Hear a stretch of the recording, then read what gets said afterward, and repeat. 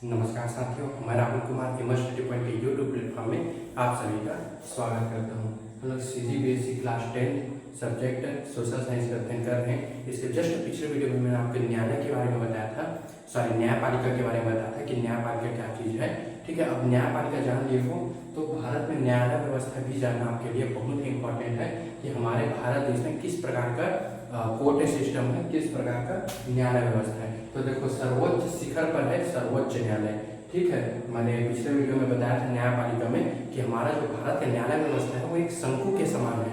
ठीक है, तो शंकु के टॉप में कौन है? भारत का सर्वोच्च न्यायालय।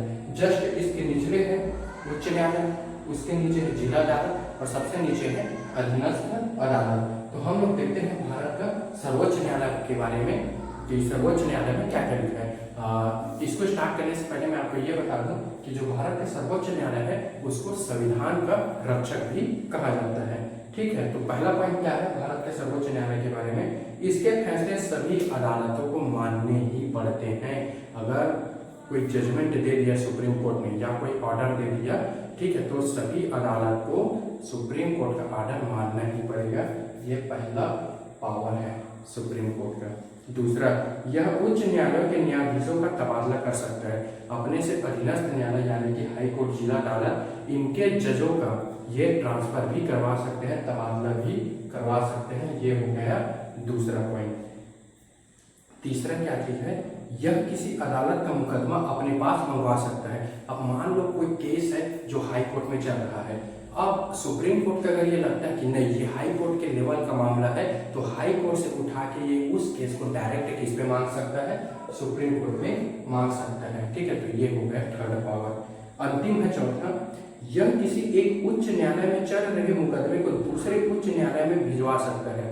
ठीक है, कोई भी केस मान लो छत्तीसगढ़ के उच्च न्यायालय में चल रहा है, अगर उसका संबंधित केस मध्य प्रदेश में है तो ये छत्तीसगढ़ से केस उठा के डायरेक्ट मध्य प्रदेश के हाईकोर्ट में भेज सकता है। ये इसका चौथा पावर है। चार है भारत के सर्वोच्च न्यायालय का, आप लोग बुक में देख सकते हो, बिल्कुल वैसे लिखा है, बस मैं बता रहा हूँ, उसको सुनते जाना, आपको याद हो जाएगा। दूसरा है उच्च न्यायालय, हाई कोर्ट, निचली अदालतों के फैसले पर की गई अपील की सुनवाई कर सकता है। मान लो यहाँ जिला अदालत में कोई सा फैसला दे दिया जो मतलब नागरिक को गलत लग रहा है, तो वो कहाँ जाएंगे? हाई कोर्ट में जाएंगे। तो हाई कोर्ट उस पर दूसरा दूसरा उस पर सुनवाई कर सकता है। ये उनके पास पावर है। ठीक है, मौलिक अधिकारों को बहाल करने के लिए रिट जारी कर सकते हैं। मौलिक अधिकार के केस में हाई कोर्ट के पास ये पावर हो सकता है कि वो एक रिट जारी कर सकता है। ये हो गया हाई कोर्ट का सेकेंड पॉइंट।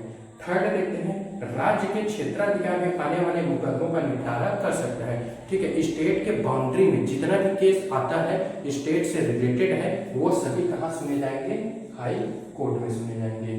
तीसरा है जिला अदालत, जिले में दायर मुकदमों की सुनवाई करता है।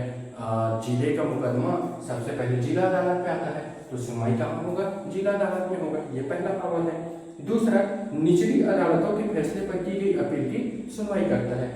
इसके निचले कौन है? अधीनस्थ अदालत। तो मान लो अधीनस्थ अदालत कोई फैसला सुनाए जो सही नहीं है, वो जिला अदालत में जा सकता है और जिला अदालत में उसकी सुनवाई फिर दोबारा हो गई। गंभीर किस्म के आपराधिक मामलों पर फैसला देते हैं। गंभीर किस्म के आपराधिक मामला जैसे कि हत्या ले लो, ठीक है, ये सब जिला अदालत में सुनाया जाता है। ये जिला अदालत का थर्ड पॉइंट है। चौथा है अधीनस्थ अदालत, फौजदारी और दीवानी मामले। ठीक है, यहाँ पे दो केस सुना जाता है, एक तो फौजदारी का, दूसरा है दीवानी का। अब जिनको फौजदारी और दीवानी मामला समझ में नहीं आ रहा होगा वो कमेंट कर सकते हो। मैं फौजदारी और दीवानी मामला आपको बता दूंगा नेक्स्ट वीडियो में कि फौजदारी मामला में क्या क्या शामिल होता है और दीवानी मामला में क्या क्या शामिल होता है। तो ये हमारे भारत का न्यायालय सिस्टम है जिनको शंकु के रूप में बताया गया है। शंकु के सर्वोच्च में भारत का सर्वोच्च न्यायालय है। ठीक है, उसके जस्ट नीचे उच्च न्यायालय है, फिर जिला अदालत है और फिर अधीनस्थ अदालत है। अगर नीचे से देखा जाए तो सबसे नीचे अधीनस्थ न्यायालय, उसके ऊपर जिला अदालत, फिर हाई कोर्ट यानी कि उच्च न्यायालय, फिर सुप्रीम कोर्ट भारत का सर्वोच्च न्यायालय है। ठीक है, उसके बाद अब जो मैं चैप्टर पढ़ा रहा हूँ ये CGBSE क्लास 10 का 13 नंबर का चैप्टर है।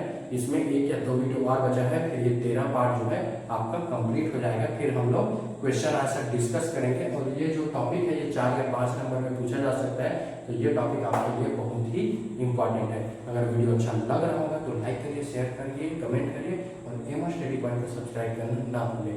तब तक के लिए जय हिंद साथियों।